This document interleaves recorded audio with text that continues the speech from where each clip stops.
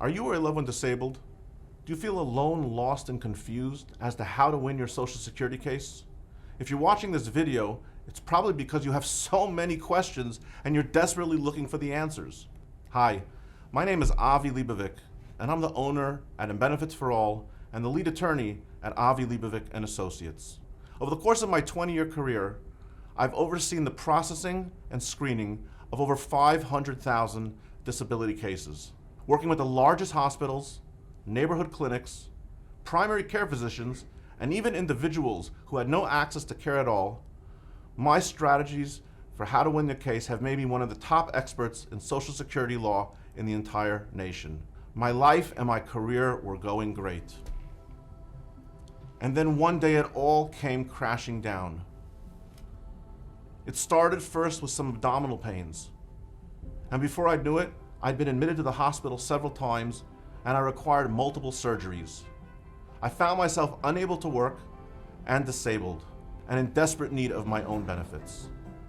I understand exactly how you feel. I was in your shoes. And I'm going to take you through the process and help you and give you everything that I know so that you can win your case. I'm recovered and I'm back at work. And I have a newfound passion for helping disabled people because I myself have been there too. Call our office today for a free screening and to see how we can help you with your Social Security case. At the same time, enjoy these videos and webinars that we've prepared to help you understand how to win your Social Security case.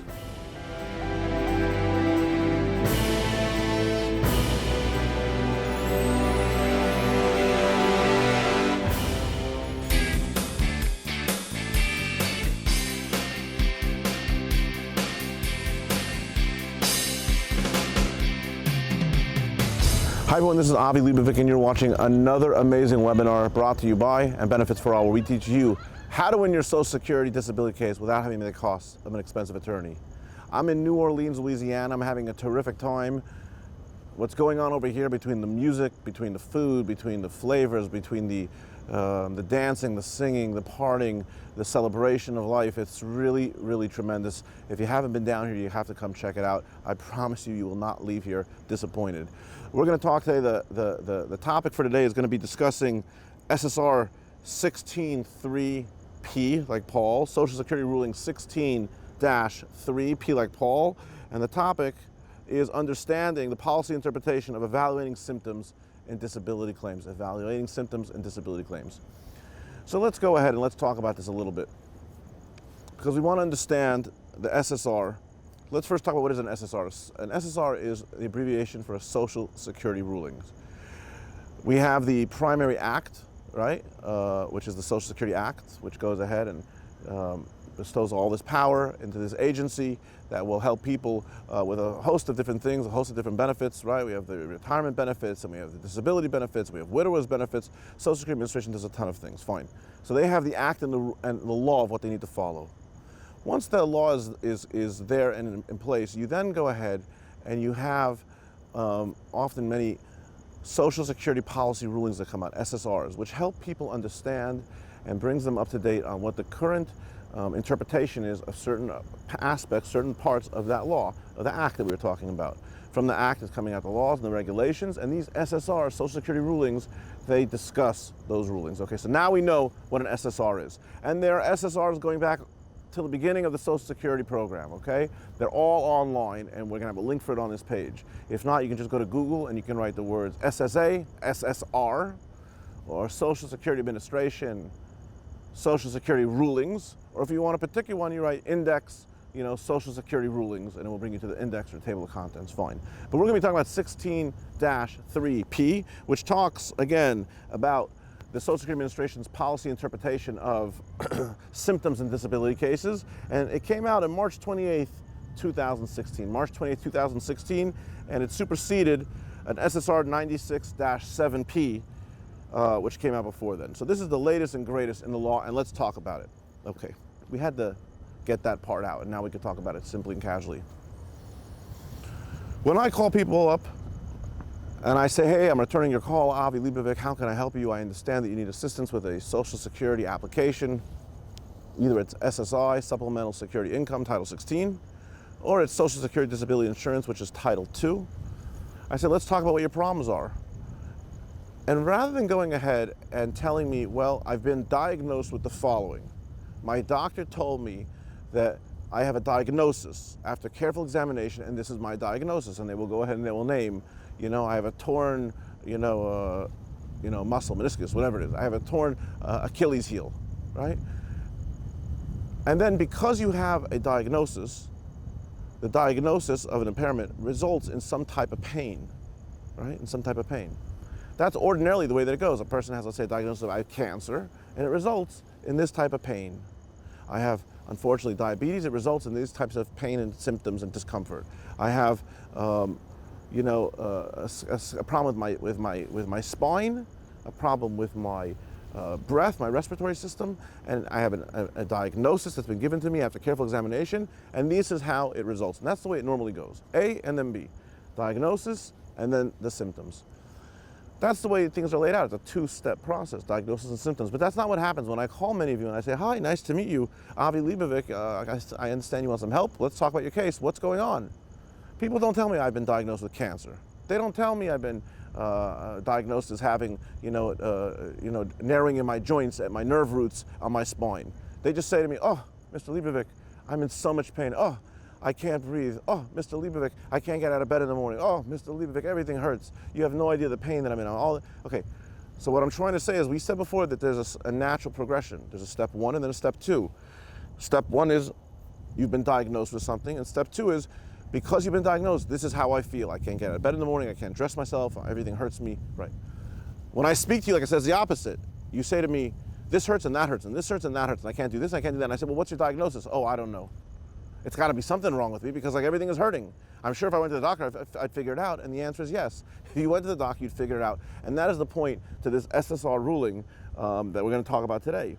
The SSR ruling evaluates how Social Security is going to look and understand symptoms related to a disability claim, right? This is over Title II and Title 16. And again, we're talking about the SSR ruling 16-3P that came out in March 2016. So basically, if you open this up and you read it through, and they've gone through some good work in putting down citations and giving background to the Social Security ruling and in laying out what it is that they want. And if you want to take the time to go through all that, you can, because the ruling, I'll read it for you over here, the ruling goes ahead and it clarifies how Social Security is going to look at, number 1, the intensity, persistence, and functional limitations of your systems, right? Number 2, objective medical evidence when evaluating symptoms. Number 3, any other evidence that you have when evaluating symptoms. Number 4, all the factors that were set out in the act, the law, right? Number 5, the extent to which an individual's symptoms affect his or her ability to perform work-related activities or function independently, appropriately and effectively in an age-appropriate manner for a child with a Title 16 disability claim, and an adjudication standards for evaluating symptoms in the sequential evaluation process. So let's understand this one more time. We go into hearing, a person thinks they're disabled. They want to go ahead and they want to try to explain to the judge, Your Honor, I'm disabled, I need you to pay my benefits and help me get my disability benefits. The problem is that many people go and they say, like I said, I'm out of breath and my back hurts and then my joints are killing me. And what the Social Security ruling is telling you, the new one that just came out in March 2016, is they're saying the judges are not going to allow you now to jump straight to step 2 to talk about your symptoms. They want you to go to step 1. I've been diagnosed with this, cancer. I've been diagnosed with seizures. I've been diagnosed with asthma. And because I've been diagnosed, step 1, I can go to step 2. These are my symptoms. I have pain and I can't walk and I have shortness of breath. But if you do the other way around, I have pain, I have this and I have that, the judge is not going to want to hear it because you've gone out of order. So what is the reason that we come over here, and why do we pick this spot right in front of the steamboat? Natchez, that's right. I was going to say nachos because I'm from California, right? But I know it's not nachos, it's Natchez, right? The steamboat. And why did I come and do that over here? Because, sometimes when you're applying for Social Security disability benefits, you're trying and you're hustling and you're getting the medical records, you're doing the forms and you're submitting it to the office and you don't feel well and it is difficult. And you go and you submit, you feel like you're out of steam. You feel like, I can't do this anymore. I can't do this anymore. Who's going to help me figure all this out? So that's why you have this webinar, and that's why we're in front of the steamboat, and that's why we're in New Orleans over here, right? Because we're going coast to coast, we're going from West Coast to East Coast, up and down, north to south, and we're checking out all the states. We're going to all the offices of Social Security, all the offices for the judges, the ODARs. We're introducing ourselves because, like I said, the way that the approval rate is looking in Louisiana is very different to the approval rate in Florida, which is different to the approval rate in New Mexico, which is different to the approval rate in Alaska. The way that the doctors evaluate people in some of these states is totally different.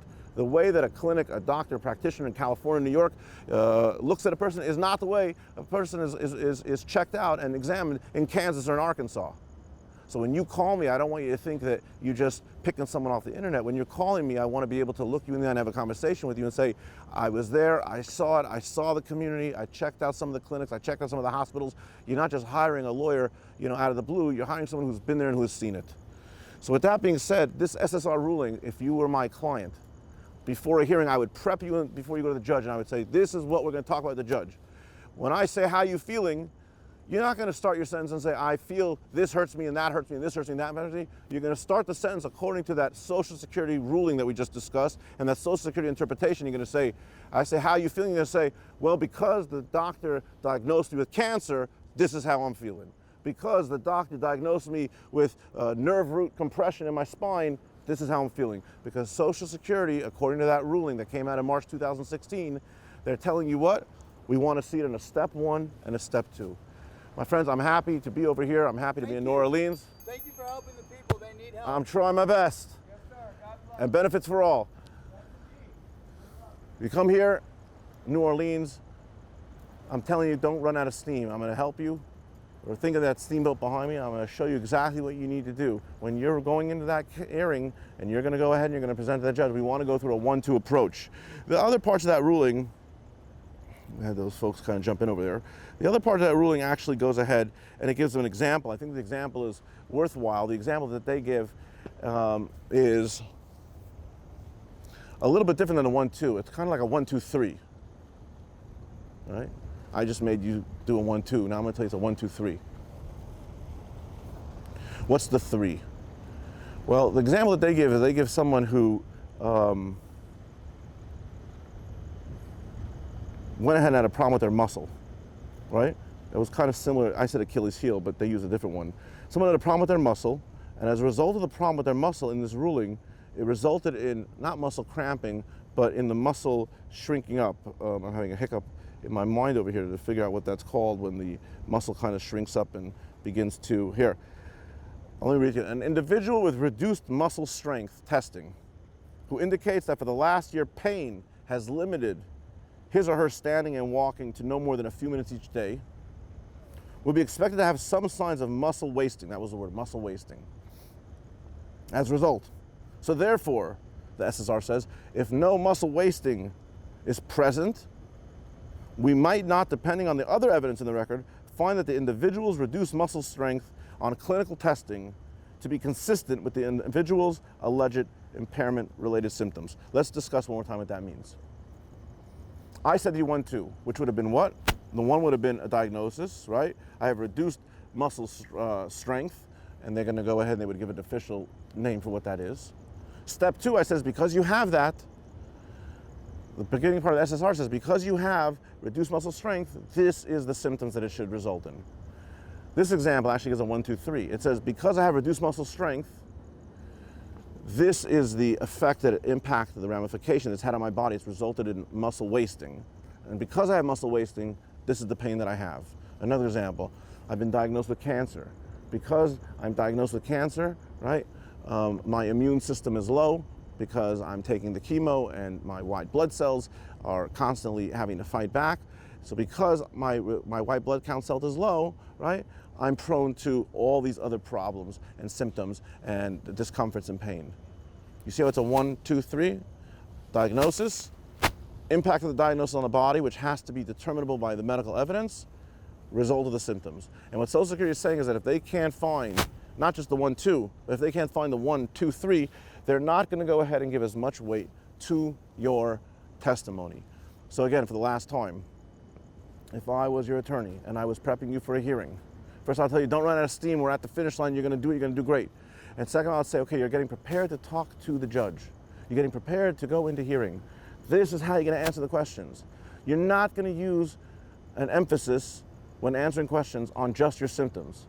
Every answer that the judge asks you, that where you can go ahead and you can slip it in, you're going to go ahead and you're going to try to do the 1, 2, 3. Because I have nerve root compression, the diagnosis, the x-rays show that my joints are touching each other and rubbing against each other, right? The physical or mental, but it's more physical, the physical impact on the body. And because my joints are rubbing against each other, it's resulting in, pain 8 out of 10, inability to stand, inability to lift, and this and that. 1, 2, 3. That's the way you need to train yourself. That's the way a good attorney would prep his clients on how to train themselves, and that's what you need to do. You can do it, you can do it, you can do it. Each webinar, like we said, has a different tip. Each webinar has a different angle. Each webinar has a different opportunity for you to learn something new that you can take with you, either on your application, on the reconsideration, which Louisiana has no reconsiderations, remember, going straight to hearings, or at the hearings. I hope I can help you. I hope this helped you a little bit. Recommend it to your friends. Whoever you think can benefit from this, please tell them about these webinars, get them on board. Watch the videos together with your friends. I think that's awesome. My name is Avi Leibovic, www.andbenefitsforall.com. I will help you win your case so you don't have to pay the cost of an expensive attorney. Thank you very much.